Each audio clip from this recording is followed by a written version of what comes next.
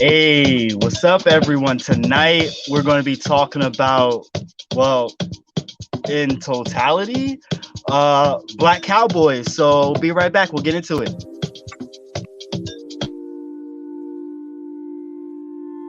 Black men are 2.5 times more likely to be killed by cops than white men.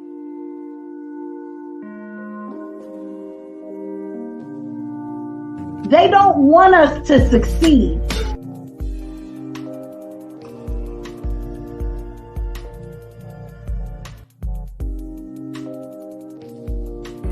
How much more do we have to take?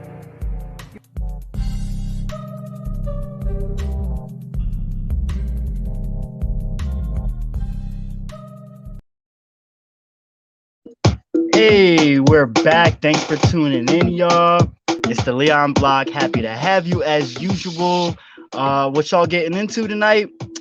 For me, it is having a discussion with my great family member, Darlene Colon, historian, local historian, and someone I greatly admire in the community when it comes to, knowledge in general, but history. So we're going to talk about The Harder They Fall. Is that the name of it? Yeah, that's the name of it. Awesome. I have not seen the movie and I don't know much about this. So Darlene Colon is going to be giving us some information and enlightening us, for those who have not watched the film, a little bit about our history. But I did do a little bit of digging. So I do want to say what I did pick up on, right? So my understanding is that at the time of the Civil War, I guess we didn't, where Mexico currently was what Texas and New Mexico and Arizona and all that currently is, right? So like what I'm seeing is that there were what's called vaqueros, who were like Mexican cowboys, basically, or like influenced the beginning of what became cowboys.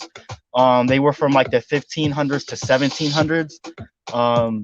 And when the Spaniards arrived, I guess they kind of changed it a little bit. They gave them like cattle and horses. But in the U.S., I guess, in the U.S. it would be attributed to, after the Reconstruction, blacks seeking freedom, right? Freed slaves that came to the West seeking fortune, right? Mm-hmm. Yeah, to get out and start and be on their own, and I guess cut out their own lives. Forge out their own path, right? Yeah, a lot of those that were in the West came out of slavery, and like I say, decided to cut their own path. And the movie, The Harder They Fall, which I thoroughly enjoyed it. Not so much of the content, but a lot of the content was fictionalized. But each of the characters were real. So how was the content fictionalized? Like, let me in on that. Okay, by the way, for anyone who hasn't seen it, you might get some spoiler alerts. So just so people let's have some spoiler alerts there. Well, not all of these people were in the Midwest at the same time, and they did not all know each other. Okay. So and they had them all together in one group, which they were not. They were not. I love the way they put them together.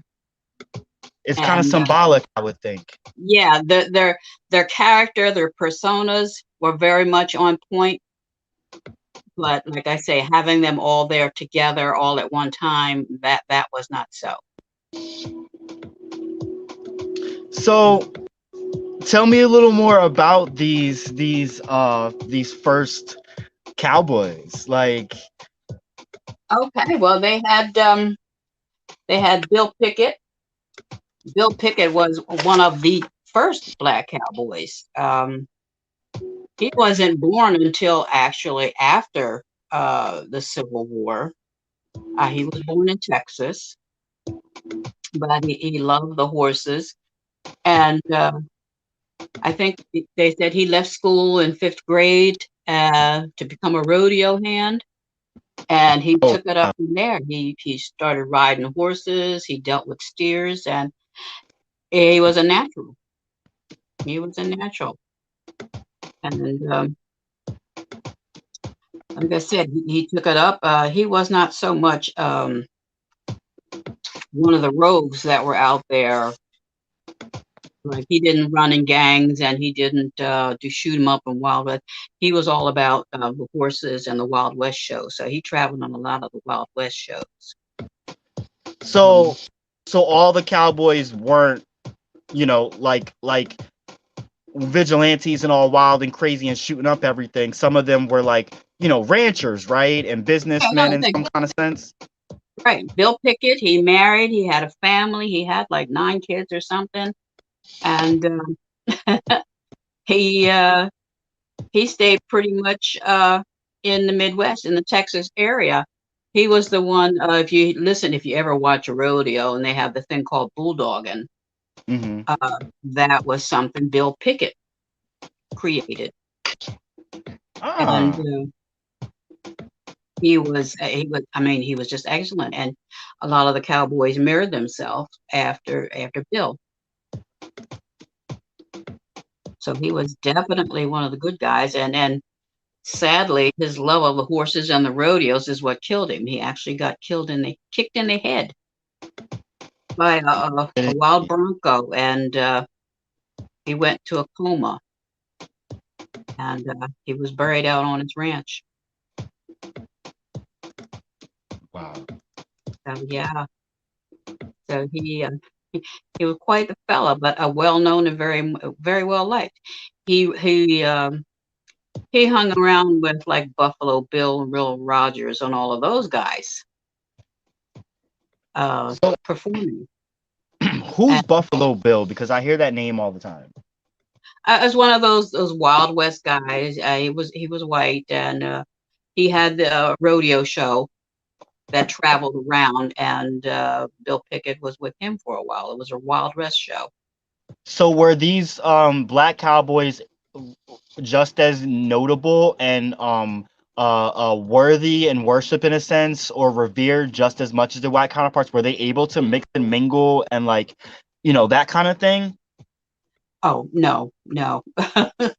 They I think that there might have been jealousy on their white counterparts, but they did not get the claim to fame that their white counterparts did. They were seen as, whenever, in my opinion, a black person excels at something, they were seen as an anomaly, not something you would see every day. Right. Okay. Whereas actually, yeah, they were the everyday. But they didn't want to let us think that. Of course not. I'm wondering what the word on the street and perception was back then versus now. And as we know, like, this is something that I wasn't aware of until you brought it up to me. Actually, I had no clue about this. It may have been in the back of my head, but it wasn't anything that I really thought of. Yeah, he wasn't really recognized for his accomplishments until the 1980s. Wow. And like I said, he died back in it was like 1930 or something that he did all of this. And that was, like I said, he was born, I think something in the late 1800s, early 1900s. And he just did a lot. And he wasn't inducted into the Rodeo Hall of Fame until 1970. Wow. And in 1989 into the Pro Rodeo Hall of Fame. And then in 1987 is when they actually gave him his due on that maneuver called bulldogging. That's crazy. Yeah, Did yeah. I mean what like what was the heyday for black cowboys like during the whole era? Like I mean, I'm sure there are a few now, but the definition of cowboy has changed and the understanding of cowboy has changed, you know? Yeah, well, somebody said to me that the word cowboy was only attributed to the black men. The white men were called cowhands. Wow. And I just recently learned that, and that's exactly was my reaction. Wow, come on. Yeah. Okay, yeah. So you just can't let us have anything. I'm saying. Oh my goodness, I'm saying. Oh, speaking Yeah, of, speaking yeah. of, before we went on air, we were discussing, because I wanted to make sure we made note of this. I had read this post on Facebook. Uh, Darlene, could you tell me the name of the main character, the woman that we're speaking of? Well, there were two women. One was Stagecoach Mary, and the other was called Treacherous Trudy. Um, Ah, Stagecoach Mary I think that's who it was. was, Yeah. yeah, she was portrayed by a very talented young lady. Mm, However, she had no comparison whatsoever to the real Stagecoach Mary. mhm. The real Mary was something like 6 foot, very dark, built like a man, could handle well, like the young lady in the film, she could handle a rifle. But she was known, she didn't take any mess, and she could take down a couple few men at a time. She didn't play.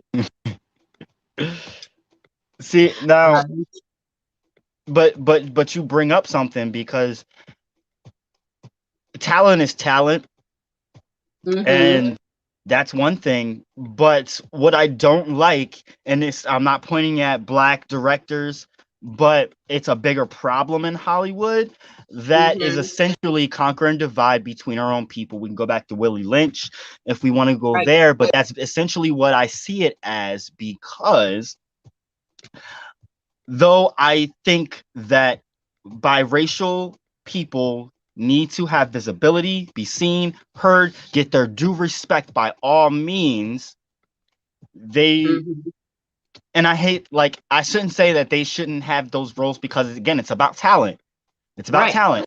But, Right. like, I read an article that said something about why did freaking Zoe Saldana dress up in blackface and a prosthetic nose to play Nina Simone when they could have found someone that looked more like her and could sing like her to play her?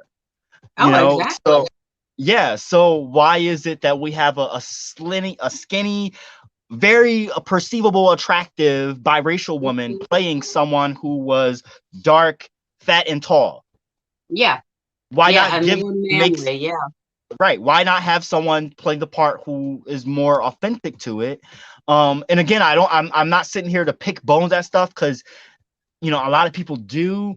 Anytime it's a film with people of color, but hmm at the same time, this is an informative moment, a time to showcase examples of certain things that are issues in our communities. Right. Right. And they've done this forever. Like I say, they will put a Halle Berry in, or they'll put like this young lady in, or Zoe Saldana, or Yep. some of these others in parts that could have been easily played. Hmm. Oh, what is the young lady? She played a part, and I can't. Is it terrible? I can't think of her name. Very dark skinned woman, but she's tough. She doesn't play around, but she's been in several movies and has done very well. And she had a matter of fact, she had a TV series, How to Commit Murder, because she played a lawyer, but she Oh, didn't. Viola I can't. Davis. Thank Hmm. you. Thank Yes. you. Yeah, Yes. Viola Davis. She could have done that part, Yep. although she wasn't tall. I meant, but I would, my opinion, she would have fit the part more so than the Oh young yeah. lady Oh that did yes. it. She had the toughness about her. to do that part. There's so many great women. I mean, I don't know, Jill Scott. Like, come on. There's so many. Right. There's so many women that could have played her, and let's not get it twisted. Tall, dark, and big does not equate to ugly. And Right, when we put stereotypes out, it's subliminally creating a certain image, like, oh, this is pretty for black people and this is right. not. Why is a biracial woman put to the forefront and seen as pretty or Mhm. prettier? That's part of the issue. Right, right. I mean, they could have you have Leslie Jones, who is tall and dark. There we go. Um, Yep. and she could have done that. Oh, she could have done that very well. Very well. Very well, yes. She's an Yeah. amazing actress and comedian, yes. Yes, yeah. So yeah, she would have been good. I mean, Mary was no joke. Like I say, like most of the people, she was born into enslavement, but Oh, got out of that, and she actually lived at a convent for a good many years. wow. And few of the nuns tried to kick her out because she was too rough. She I didn't was play just around. about to say the picture that I saw of her, she looked like an authentic badass. Yeah, would have fights with some of the groundskeepers, and if she took care of a certain part of the yard, you better not walk on it. Ooh. Uh,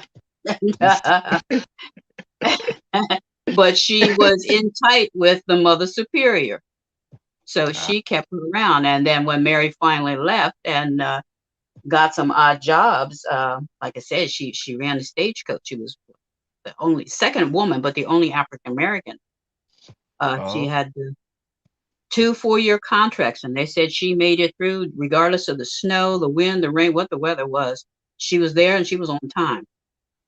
wow. It's interesting how we're always fed Mhm. double the load, but can deliver in half the time. On Thank you time, very every much. time. Thank you. Yep. No matter how they try to make it difficult or anything, it's like watch this. Yeah. Yep. Yep. But she was like I said, she was no joke.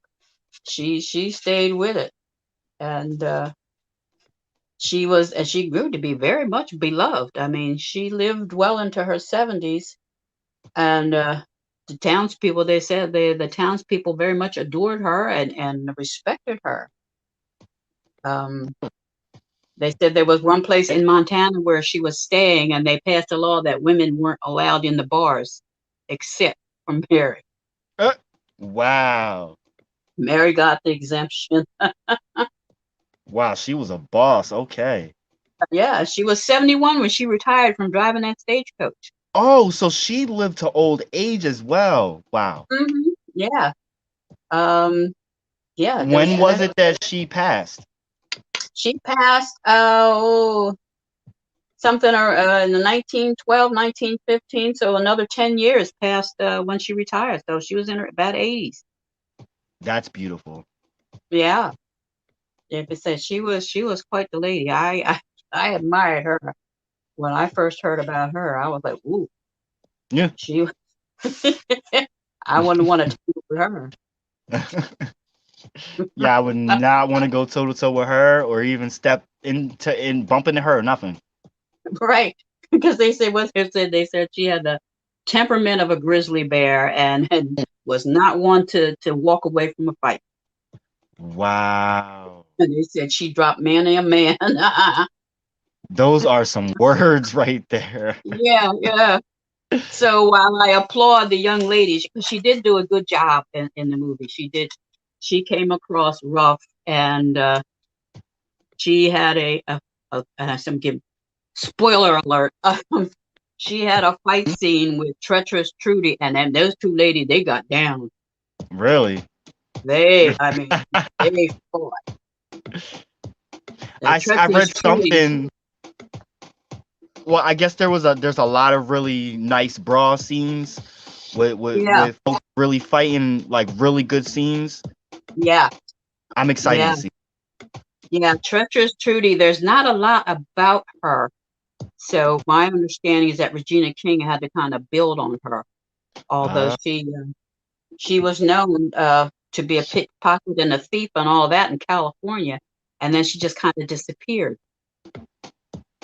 Wow. So that's kind of got my curiosity up. So I'm going to start digging into Treacherous Trudy. Ooh, that'll be nice. That'll be nice Yeah, to hear. she and another black woman, they were partners and pickpockets in San Francisco. Oh, And they got arrested around 1900, 1905 or something, and they seem to have disappeared after that. So I'm I thinking they took their business elsewhere. I just wonder, a lot of these black folk that were cowboys and cowwomen definitely stayed there. And you got to Mhm. think about the black people in Oakland, the black people in Compton, like they're descendants of these folk, Right, at least some of them. And I don't think that any of us think about that. right, right. That's true. And I know the people, yeah, they don't think about their history and How where they we, met. how we end up where we are. Yeah, Location. right, right, Yeah. right. And that's one of the things. And you talk about a color line, Bass Reeves. He Mm, was a marshal, and it is said, but they keep trying to say no, no, no, no. But he was the story of the Lone Ranger was based on Bass Reeves, oh, black man. He was a marshal, a federal marshal, and he worked alone. But of course, a whole lot of people weren't going to work with a black man. right. And he was known for he brought prisoners in that nobody else wanted to deal with, but he brought them in. He didn't he didn't play with them. So and they had a good they had the gentleman that played him did a phenomenal job. And but yeah, Bass Reeves was no joke. And I'd heard about him for a number of years, so I was pleased when I heard that they were going to have him portrayed, and they did a phenomenal job with him.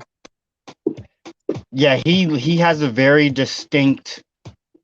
He just has a very strong, commanding look, Yeah, and his mustache, and like that was yeah, the first one that came up. It was like a couple of cowboys, but that I saw, and his face just stood out to me. yeah, yeah. He is a phenomenal man, and I love the way that they portrayed him. So he did a phenomenal job. But again, he I don't think he had anything to do with uh, Nat Love or Stagecoach or any of those others. Mm. But I also I love the way they portrayed the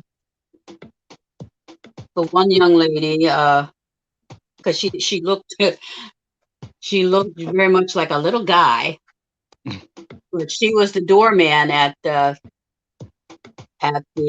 bar that Stagecoach Mary ran in the movie, and men tried to get past her. She said, "Mm-mm. No, you ain't." He said, "You leave your guns at the door. You get them when you come out."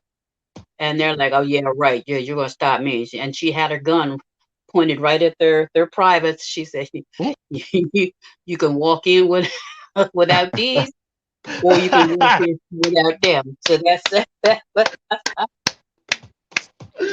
Yo. So I loved her, but she was another That's character awesome. that was not there at that point. She didn't run with the gang. They called her Cuffy in the movie, and she revealed that her real name was Cathy Williams.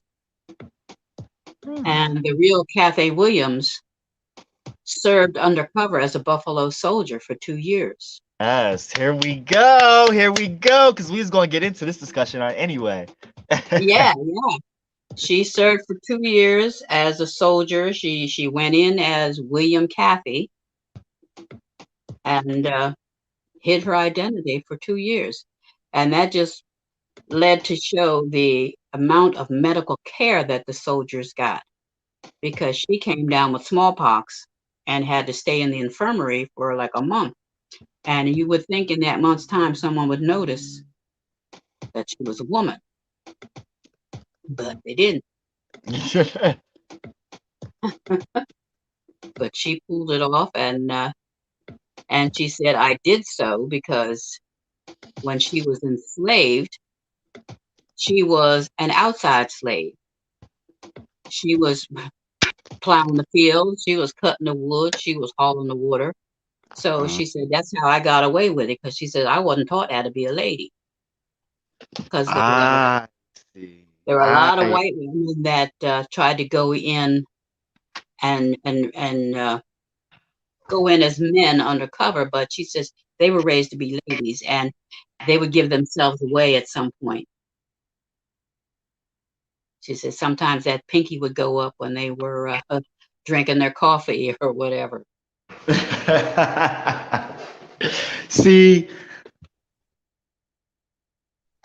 the the only picture I can find of Cathy Williams is like a painting, Yeah. and they kind of still make her look feminine in a sense. So I want to know what she actually looked like, you know? There are no pictures of her, only descriptions. I think she Okay. was kind of lean, but she may have been a little husky because of the fact that she was a slave and used to doing slave work. Got you, So, yeah. and she cut her hair short so she could get away with it. And she put her uniform, she said she make it baggy, and they didn't care if it fit her or not, because this was a black soldier. It didn't matter what they looked like. Right. So she used their opinion and their thoughts of what a black should look like to her advantage. Well, look, that's very cunning and very smart. Yeah, and she enrolled because once after the Civil War, and they said you're free, she's like, what do I do now? And Right. I think it was her cousin, a couple other men, because they were joining the military because they were going to learn how to read and write and get an education. She said, well, I want that too. I know that's right. So she concocted that plan that she switched her name from Cathy Williams to William Cathy. I like that play. Yeah, yeah. And What was her name? What did they call her in the movie again as a nickname? Cuffy. Cuffy, okay. Yeah. And it took me a while. I was just like, okay. And then later on, when she said my real name is Cathy Williams, I about fell off the chair. Like, oh my God, that's how she's so good with a gun. And that's how, because she served. I mean, it seems that the fact that all of them were not at the same place at the same time was insignificant. I think they just wanted to showcase the fact that there was all these significant, really powerful, amazing black revolutionaries that were powerful at that time.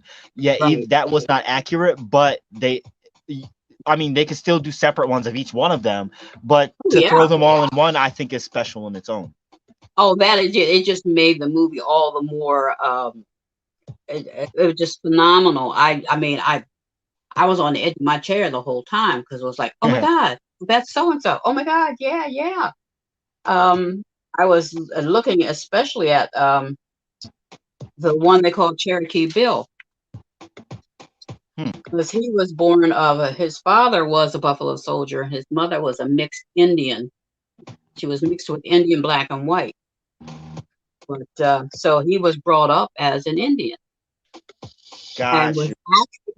He was actually taken from his family, and of all places, sent to a white Christian school to be rehabilitated, to be taught how to be a Christian. Oh, goodness. And I about fell off my chair when I realized he was sent to the Carlisle Indian School right here in Pennsylvania. Wow. He spent 2 years here in Carlisle, Pennsylvania. That's crazy. See how Uh, significant our area is? Like, yeah, yeah, and I see that they are, as of late, they're repatriating. They're sending some of the remains of those children that died there back to their original tribes. really? Yeah, because they brought them here. They cut the hair off. They wouldn't let them use their Indian names. They weren't allowed to talk their native language, and all in an attempt to make them become Christians, Mm-hmm. Mm-hmm. and treated them badly, treated them very badly. But he stayed there 2 years and he took off.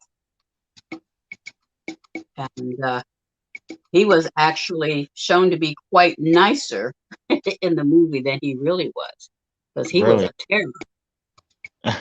He was a terror. And he got a gang together and they cut a path through Arkansas and some of the other places. They killed a number of people. And actually, I think he was 20 years old when he was hung for murder. 20? 20. Wow. So he cut a path through there. He was no joke. They said the first person he killed was his sister's husband because the man beat his sister. So he's like, no, not gonna Wow. have that. It's So he started. Matter of fact, he killed both his sister's husbands because they beat the women, the sisters. And he's like, wow. I mean, it seems like all of these cowboys, whether black or white, got Mhm. like they were all hot tempered. It seems. Yeah, and I think that maybe because of their upbringing, because they were Right. most were formerly enslaved, Right. and their treatment there, and I guess that anger may have stayed with them all throughout, and they're like, no, you're not going to get over on me, and I'm going to take what's mine, and that's just the way it's going to be. With that, that's the way they were. I mean, and I don't the blame. treatment received as a slave is not something you're going to get over.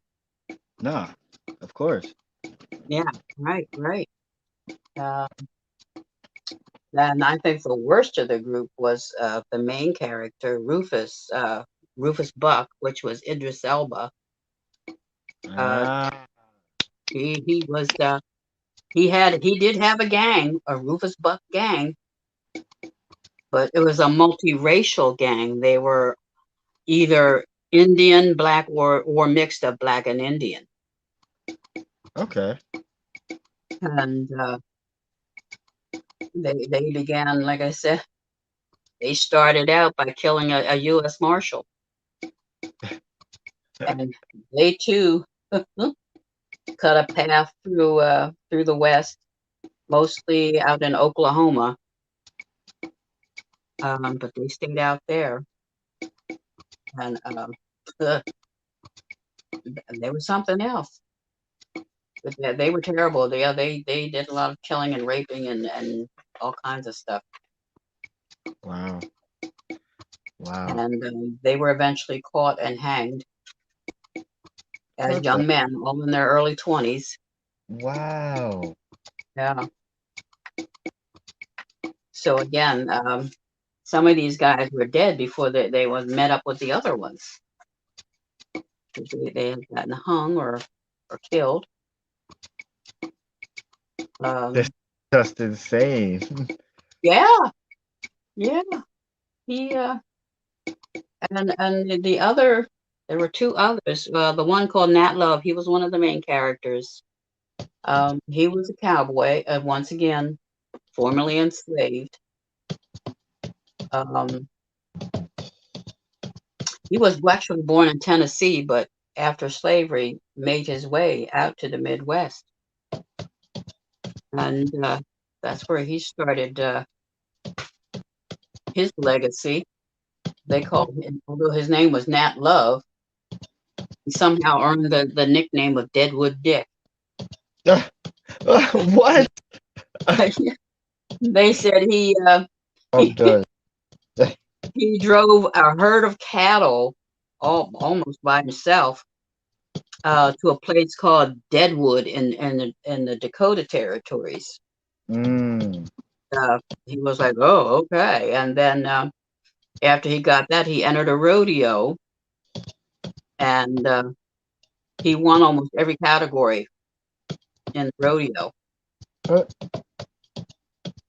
The rope and tying, Got you. all of that stuff, bronco riding. So he was he was something else, and he too married and settled down in Colorado.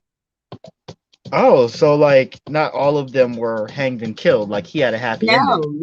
No. Like I say, Bass Reeves did well, and I think Bill Pickett did well. Nat Love actually settled down and married and had kids. He actually became a Pullman porter on the railroad. Uh, wow, that's really Yeah, nice. That's really yeah. nice. A lot of them did very well for themselves. You just had a couple of those exceptions, but it was just their temperament and I think they all had a respect for one another, even though they were on opposite sides. But they all brought it together. They all brought it together, and especially um, the one man, his name was Beckworth. They had him as a mayor of a town, but he was actually known as they called him the Bloody Arm because he had skill. He was a fighter, and But again, hold mixed up, but he race. said he was the mayor. Yeah, the Bloody Uh, Arm they called him. But they called him. He was a mountain man. He was they said quite a skilled fighter, and once again, he was of mixed race, and he was born into slavery. He was from Virginia, made his way to the Midwest, and he lived with the Crow Indians for a number of years. Wow.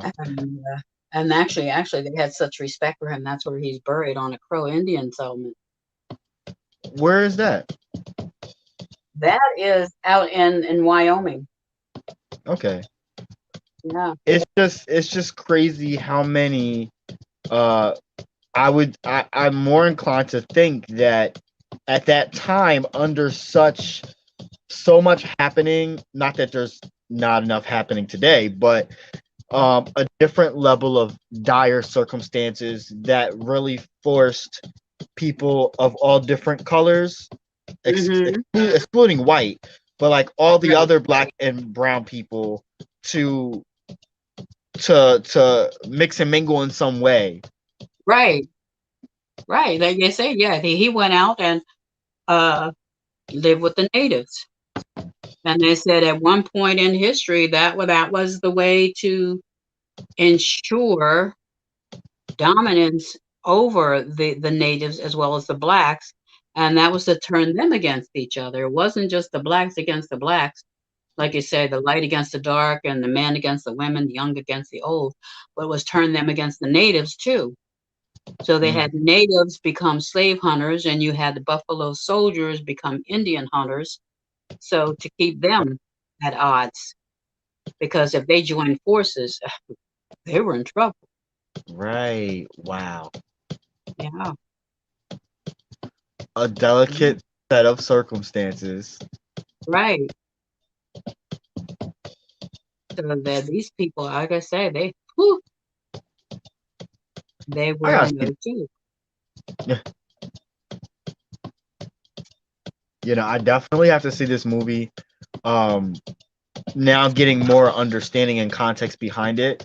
And it's cool that you didn't really tell too much of it, so I'm still left wondering and intrigued about how the movie plays out and what goes on during the movie. Right. But it's And nice the to get. relationship, yeah, the relationship with one another and how that worked out or didn't work out. Yeah, there's a lot Yeah, to see in that. yeah, it's just nice to see a black cast and have that going on from what people are saying. Like, Right. And they were I'm all strong. They were all strong, even, regardless of what side of the law they were on. They were all strong, and they were strong in their beliefs.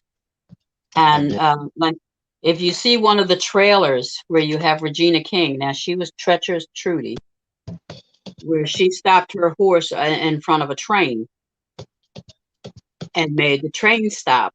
Now, I'm not giving that up because that's on TV. So you see that. That's in one of the commercials. And the conductor or the engineer gets off the train and walks up to her and says, "What do you think you're doing, you dumb?" And he couldn't get the N word out before she shot him in the head. Oh. And one of her partners came up next to her. He says, "Now, how do you know he was going to say that? He might have meant nincompoop." And she looked at him and she says, "We ain't no nincompoops either." So they were walking along to get on the train, and she stopped and looked at her because she was in charge of like 7 men. Oh, and wow. she turned around and looked at him and she says, "If anybody in here says any word that starts with the letter N, shoot him." I was like, I love her already. Yes. So I love it. That's what I'm saying. She's, we ain't nothing like that. But it just showed the intelligence of these people to concoct the plans that they did to get around certain things and to, like I said, to plan all that they got away with. It was like it was just phenomenal. It's nice that that's highlighted for people to see as well. Yeah, because I always stop people and I said, you stop and think about it. I said, they put us enslaved and they listed us on the tax rolls as cattle with the cattle. And we were told to be 3/5 as a person. We couldn't think for ourselves. We were stupid. Mm-hmm. But I'm like, yeah, right. Not quite enough. I said stupid, but we figured out a whole lot of stuff. That's right. Yeah, it just took a while to get acclimated because we didn't speak the language. We weren't from this country. We didn't know the land. Right. But speaking of like education, well, no, not education. Speaking of knowledge, right? Right. Because I was reading something. Last night there was a discussion that Bernice King, Dr. Martin Luther King Jr.'s daughter, held with 3 other professionals about critical race theory, and shit, I forget where I was going with it. But it shows the intelligence. Yes, thank you. The creativity of Black people, our ingenuity, that's what it. There was a professor, something Thomas. He was speaking to how, how there's this whole movement to not just for Black folks or about Black people history, it's all our history. So it's a misguidance of a miseducation or a disinvestment in education for our whole society, for our future, for our children, to have a huge gap in understanding of what happened to all of us.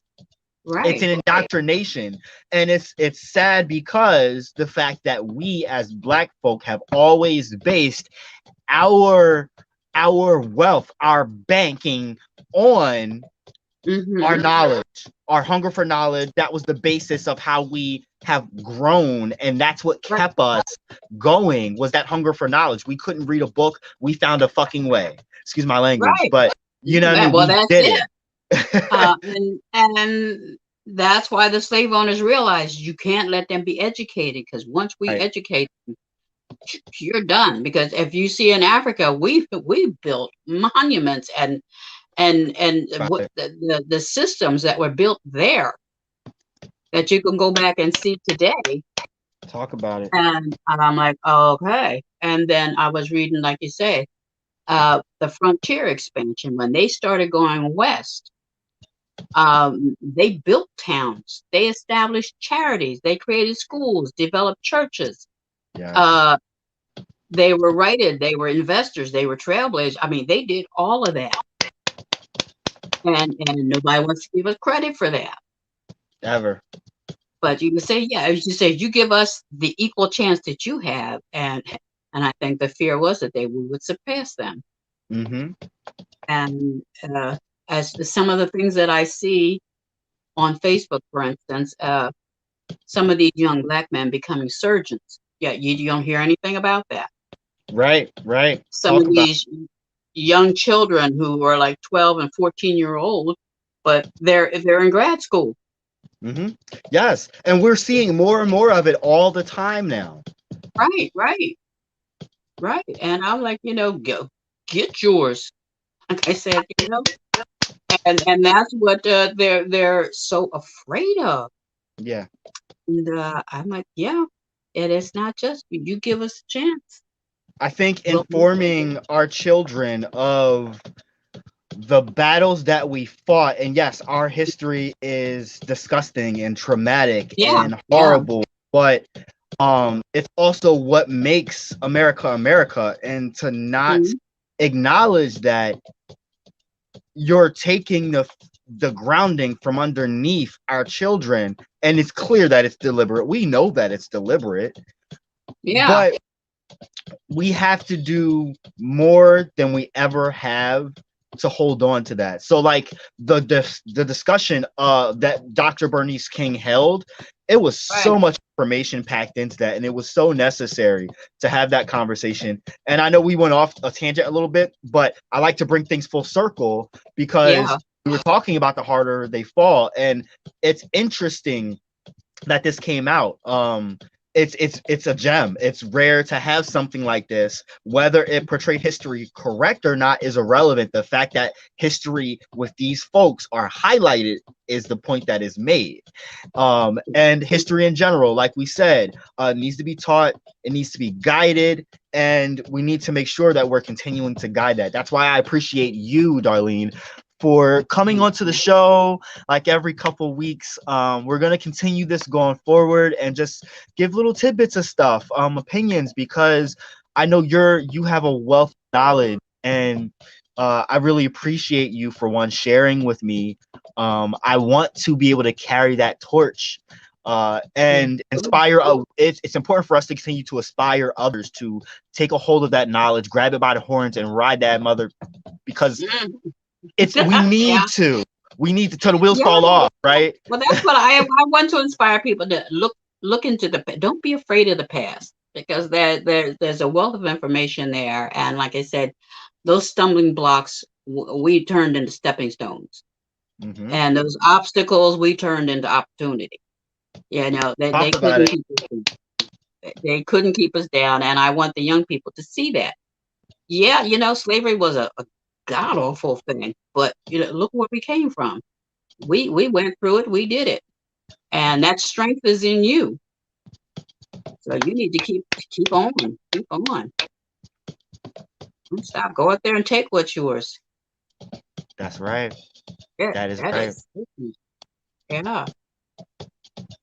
There's enough opportunity for us now, and it was like they were literally making water out of sweat to make opportunity, and we have it now. There's so much we can do with it, and that in turn is going to inspire the next generations after us. Right. There really is great things to come, and the more optimistically we look at it in that sense, the better off we'll be, because our ancestors are with us all the time, and they're there, massaging our shoulders. They're there encouraging us. So we just need to be reminded of that, and the way that we do that is one of the ways we do that is through education and history. Yeah. And like I said, if somebody asks me, if I don't know, I'm going to find out. That's right. You better. We got Google. Yeah. We got There's a whole no lot of excuse things now. Yeah. You want to ask a question? You better go on Google. That's what I Yeah, tell people. that's it. Yeah, Mhm. that's it. Go there. As they say, you don't know, you better ask somebody, or like in this case, That- you better call Google. But it's there. All right, Darlene, we gonna wrap this up. All right, my Um, dear. is there any last thoughts, information? Let people know where to find you. Any more tidbits about the movie you want to give out? Let them know now. I will just say, see the movie. See the movie. I mean, like I said, they put us all together in one place, even though they weren't. But there's a wealth of knowledge in that movie, and there's a lot of sense of pride in that movie. Um, they did it well. They did it well. And to find me, yeah, you just, like you say, Google me. I'm on there. And you can also send a message through the Christiana Historical Society. I check in on that and get messages from there as well. So I'm here. Want to know? Ask me. If I don't know, I'll find out. That is right. That is right. And you can catch Darlene Colon also here on the Leon Block bi-weekly or every so often as a topic comes or as we feel like talking about it. Make sure you subscribe to our YouTube channel, Facebook, Twitter, TikTok, Instagram, the whole nine. We love you all. Thank you for tuning in. It's the Leon Block. Meditate on your path, celebrate your being, liberate your spirit, and educate yourself. I'm John Tell y'all, arm yourself with knowledge and have a blessed journey.